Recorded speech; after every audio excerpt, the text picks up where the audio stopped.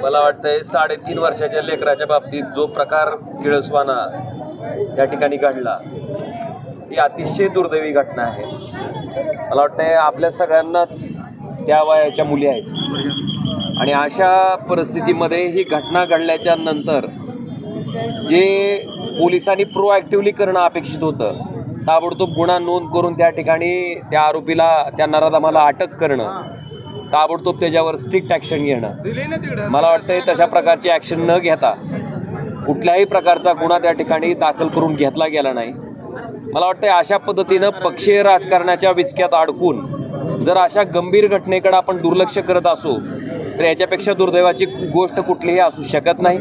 ह्या घटनेचा तीव्र शब्दात निषेध आहे आणि माझी आपल्या माध्यमातून सरकारकडे विनंती आहे की अशा घटनांला वारंवार त्या ठिकाणी घडताना आपल्याला त्या ठिकाणी समाजात दिसत आहेत।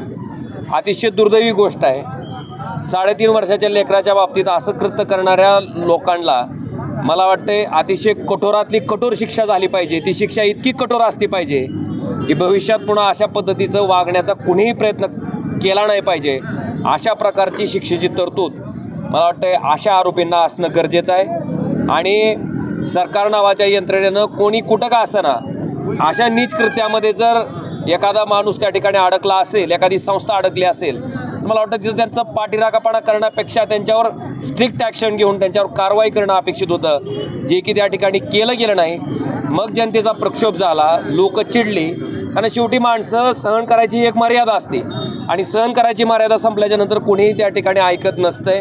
मला वाटतंय ह्याच्यापासून शहाणपण घेऊन तरी तातडीनं अशा गुन्ह्यासाठी कठोरातली कठोर शिक्षेची तरतूद सरकारनं त्या ठिकाणी करावी।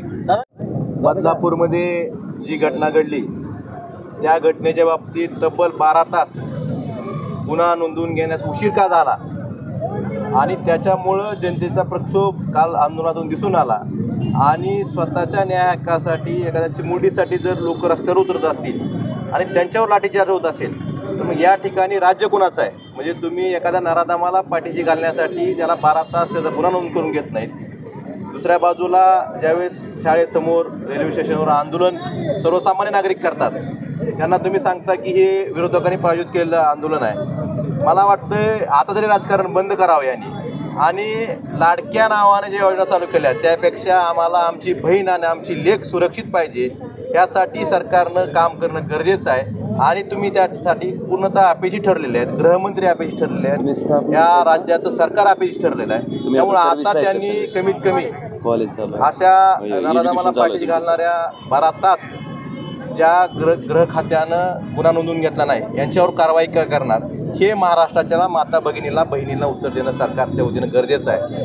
आणि काल लाठीचार्ज केला, वारकऱ्यावर लाठीचार्ज, आंदोलकावर लाठीचार्ज, काल न्याय हक्कासाठी अशा चिमुरडीवर अत्याचार केलेल्या हक्कासाठी जर लोक रस्त्यावर उतरत असतील आणि त्यावरही लाठीचार्ज केला जात असेल तर मग राज्य कुणासाठी चालतं ह्याचा विचार करणं मराठी जनतेला भाग पडलेला आहे। आणि मला एवढंच सांगायचं आहे की या गोष्टीचा निषेध करण्याच्या पलीकडली गोष्ट आहे, कारण ही किळसवाणी गोष्ट आहे आणि अशा लोकांना पाठीशी घालणारे त्यात तेवढेच दोषी आहेत असं मला वाटतं।